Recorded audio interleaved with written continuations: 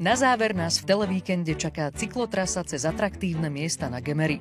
Začneme ju celkom netradične predstavením miesta, kde sme strávili noc, kým sme sa vybrali do požičovne elektrobicyklov v Trnave.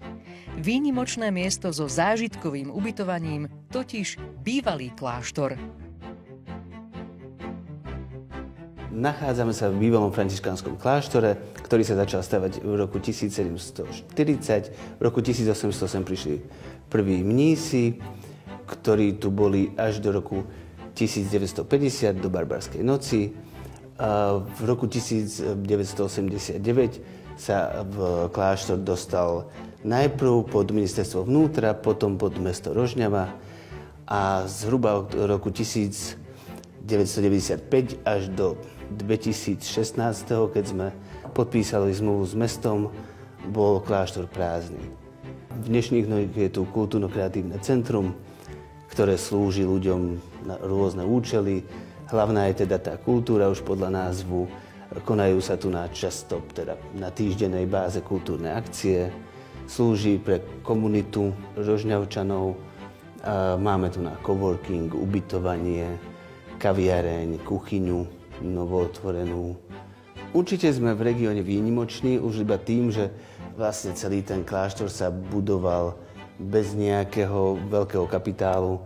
Vznikal postupne z nadšenia. To je vidno aj na spôsob, akým sa rekonštruoval. A všetko, čo sa dá využiť, ako keby recyklujeme. Všetky steny sú robené tak, aby čím najviac dýchala história vlastne z celého toho priestoru. Takže určite tu návštevník zažije niečo iné ako v iných priestoroch. Je to tu cítiť.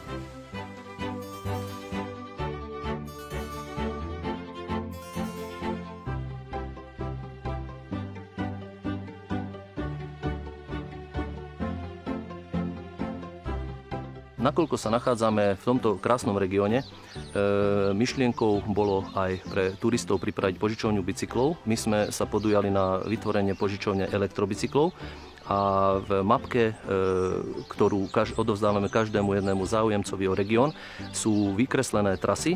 Na elektrobicykli si môžete pozrieť potom pamiatky ako hrad Krásna Hôrka alebo takisto navštíviť kaštiel v Betliari.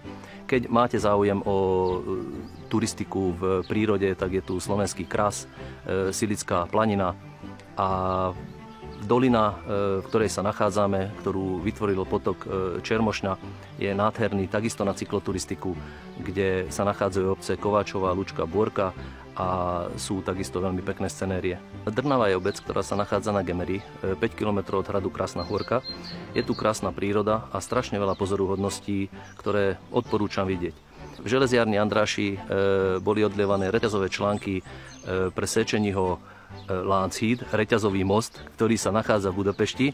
A takisto tu boli odlievané, čo veľmi málo návštevníkov regiónu vie, aj červené telefónne búdky v Londýne. V obci sa nachádza aj dúb, veľmi starý, viac ako 500 rokov má, ktorý vyhral súťaž Strom roka v roku 2020. Ďalšiu pozoruhodnosť, na ktorú by som upriamil pozornosť, je baňa Dionys, kde sa ťažila ruda a v tejto lokalite sa dá oddychnúť, posedieť si pri jazierku.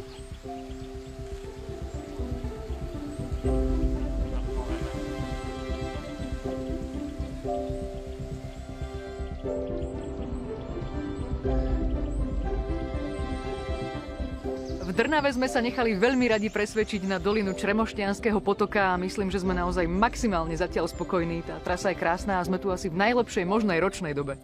Určite, kým nie je taká zeleň rozvinutá, tak v tej doline, ako stúpame, vidíme veľmi pekné scenérie okolo vody s kvetenou rozkvitnutou. Je to veľmi príjemné.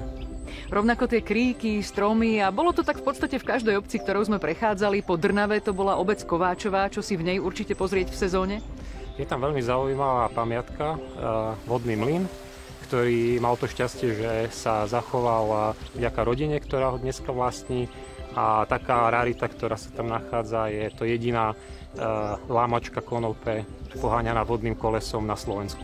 Potom môžeme určite všetkým návštevníkom odporúčať odbočiť do obce Lúčka. To stúpanie na tieto miesta síce stojí za to, ale myslím, že to, čo tu nájdú, určite prekvapí každého.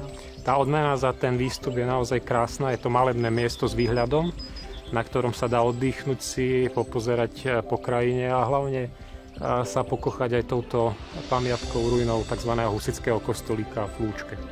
Ako je možné, že je to husitský kostolík z 13. storočia? To je trošku taká rarita. Je to síce veľmi zjednodušená história, ale stredoveký kostolík pochádza z polovice 13. storočia, samotná stavba kostolíka, a neskôr v polovici 15. storočia bol obsadený bratrickým vojskom, ktoré ho premenilo na malú pevnostku so strážnou vežou. No a vzhľadom na to, že sa nachádza na strategickom mieste, tak slúžil na kontrolu cesty, ktorá v tom čase spájala Rožňavskú kotlinu s Turnianskou, keď ešte neexistovala cesta, ktorú poznáme z dnešných čias. Takže Lúčka bola naozaj také strategické miesto? Cez Sorošku sa ešte nechodievalo? To ešte nie. A predpokladám, že teda všetky tieto obce, ktoré dneska pôsobia ako niekde na konci sveta, tak boli veľmi dôležité. Lúčka pôsobí naozaj prenádherne a malebne. A čo si pozrieme ďalej? Budeme ďalej pokračovať, stúpať do kopca, do obce Bôrka, kde sa skončí asfaltová cesta a čaká nás už potom taký naturálnejší výstup ďalej do Zádielskej doliny a to už bude niečo, čo je možno aj pre športovejšie povahy také dobrodružnejšie.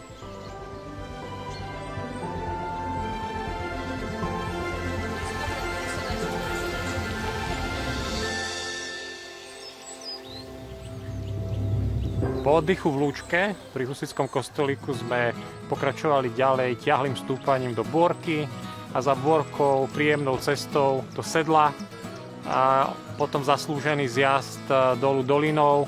A tá scenéria, ktorá sa dá vidieť počas tej jazdy, je veľmi pekná a napriek tomu, že tá cesta láka na rýchlu jazdu, tak si myslím, že treba spomaliť, možno sa aj zastaviť, popozerať a vlastne užiť si tú prírodu tak, aby človek veľmi rýchlo to neabsolvoval a potom neľutoval, že niečo zmeškal.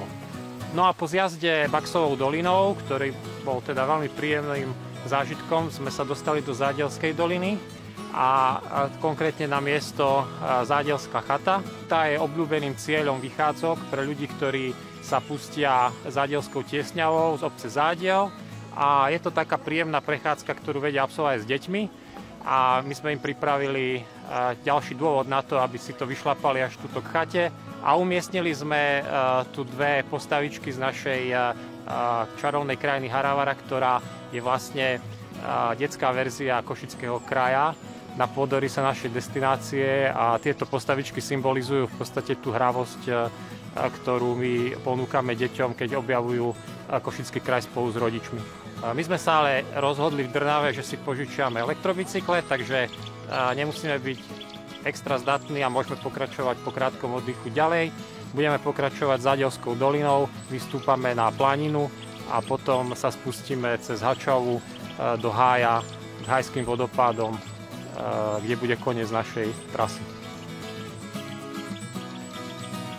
Takýto lákavý program nás ešte čaká po krátkom občerstvení v chate.